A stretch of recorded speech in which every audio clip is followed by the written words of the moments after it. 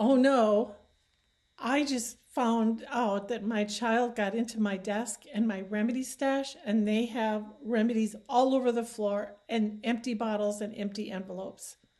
Oh no, do I call poison control? What has just happened to my child? Well, dear mamas, no need to worry. Your child will be just fine. Um, I would absolutely be shocked if your child even had any diarrhea or any vomiting, which is typically a response as the body tries to get rid of the problem. I would think the more likely scenario would be they might be a little more jazzed for a while, they might be a little more active, they might go the other way, they might be a little more sleepy, they might be a little more grumpy or skulky. Um, I am pretty sure that in this tsunami called life, you won't be able to discern if anything, if any reaction happened or not. Okay, so this level of safety is possible because of three simple rules in homeopathy. So let's go over those. The first one is because of how the remedies are chosen for people. So let's say someone comes in and you take a look and you record what their struggles are, what their problems are. And then you choose a remedy in nature that has a similar suffering profile to that person. So when your child gets into the stash and takes their remedy, it's not their affinity. It's this other person's affinity. So what happens is the remedy just seems to just fly by. It doesn't have anything to resonate to grab onto. Does something happen on a deeper level? I think so, because the law of thermodynamics says every action has a reaction. So it's just so small you never see it. So what if they can read and they saw their name in the bottle and they thought, oh, this is my remedy. I'm going to take my remedy. So what happens then is the second situation. It's how the body understands homeopathic remedies. The body absorbs and understands the doses of the remedy through the mucous membranes of the mouth. Again, it is not a digested process. It goes from the mucous membranes right into the bloodstream. So let's take a look at that. So let's say this is their remedy. So the body would understand one exposure to the mucous membranes from one remedy. This is one dose. If the child, let's say you gave them a dose of 2 pellets, because this is a size 2 pellet, if they got 2 pellets yesterday, that is one dose. 12 to 24 hours later is a second dose. So they had 2 doses of the same remedy. Now, let's take a different scenario. Let's say they downed everything from a whole bunch of people. How do I understand that? It's the same thing. The mucous membranes registered one dose of this first remedy, one dose of the second, one dose of the third. So the body in total registered, it recorded 3 different remedies, one dose of each. Now what's going to happen?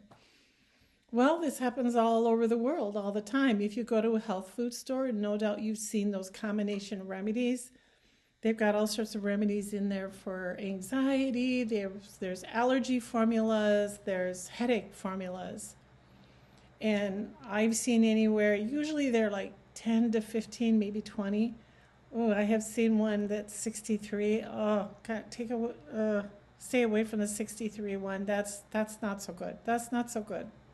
So it's the same thing that happens. If there is any resonance in there, you will feel results from those. If there is no resonance, you won't feel anything. Now, the other reason you don't need to worry is how remedies are made. They're made by a bit of a fuss budget process called dilution and succussion. And through this process, any remedies made past the potency of 12C to 24X, there is no more molecules of the original substance left. It has been diluted and succussed beyond Avogadro's number. So next time someone tries to convince you that remedies can be dangerous, just kind of reload that into your head, and you'll be all right. So how about this problem of overdosing? I mean, in the Western model, it is certainly possible, and you can even overdose on water too. If you take too much water, it upsets the fluid balances and death is possible, I guess. But this type of poisoning cannot happen with homeopathy because of all the things that I've just mentioned here. If you take this remedy to a chemist, they'll say, well, there's a little bit of milk lactose in there and with a smidge of alcohol, which is the carrier base. Very tiny. There's not even a drop in each one of these pilules. There's not even a drop. There's maybe 3 drops in this whole bottle. So how do remedies work? Well, yes, you have just asked the $1 million question, and some very smart people are trying to solve that answer. And good luck to them. There are some theories abound, you know. One of them is the memory of water. A second one might be, well, is there some sort of an electrical imprint that's left on the pilules, you know? Really, it's a whole separate conversation. It's its own conversation. Nonetheless, there are homeopaths all over the world with file cabinets filled with case after case after case of people who have got their life back thanks to homeopathy. And they come in with everything from A to Z. So it works, whether we understand it or not, it still works. And this quandary is not only homeopathy, even Western medicine has some things that they don't understand either. I mean, you hear about it all the time. One time I got a hold of a pharmacopoeia for the Western drugs. You know, it's the kind of the druggist's Bible, where they go into the chemistry of each and every medication. I was really quite surprised to see how many times I saw the words, the action of this drug is not known. The action of this drug is not known. I was really surprised in that there were so many like that. And yet, on the other hand, not surprised at all. Because life really is really complicated. Really complicated.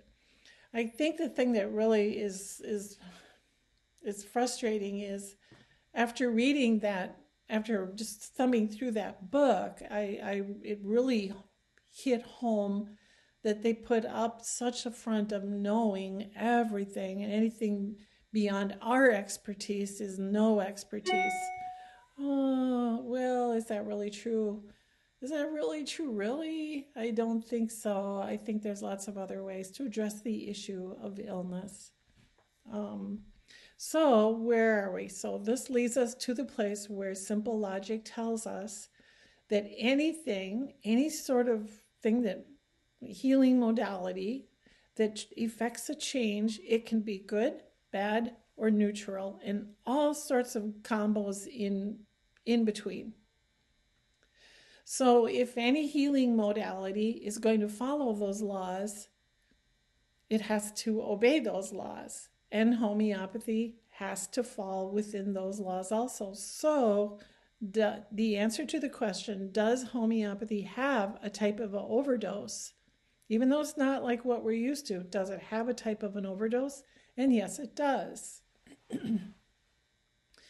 The overdose is very different in that it's too many remedies taken too often over a very long period of time. In all my 20 years of work, I think I've had 2 people where they were big fans of homeopathy and they got the magazine and they were trying remedies and they just loved it, you know. But as the years rolled on, they started to not feel so good, and so they sought help. And I never was able to help them. They gave up before I was able to exhaust all my ideas. So I don't know if I could have ever broke through it, but it seems like it becomes an obtuseness. I don't know if the vital force gets frayed, fractured, suppressed, or some sort of a confusion, because it's like it can't hear the song of an individual remedy and respond to it.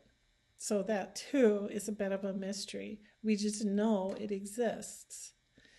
But again, just remember it takes many, many remedies. And when I saw the list of, the remedies that they had taken was, oh, it was substantial. It was substantial.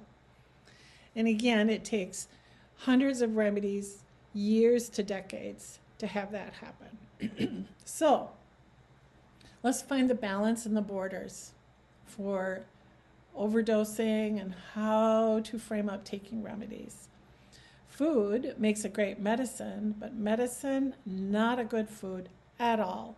So consider homeopathy more in line of a type of a medicine where it should be thoughtfully taken, carefully reasoned out, not thrown at every little thing. So for instance, if your child falls off a trike and they just pop back up, there's no bruise, there's no crying, there's no screaming, they're fine. You don't need to give them arnica in a situation like that. Just allow the body the privilege of working out its own bugs.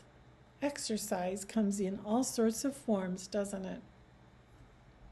If you are seeing a practitioner, they may occasionally do a daily dose of a remedy, but just remember that if they're well trained, they will have that embedded in the rules that the vital force has set forth for us. Final thought. Perhaps it might be a rethink to a good idea to rethink your remedy stash. How close is it to a kid and a chair? And maybe it needs to be relocated if necessary.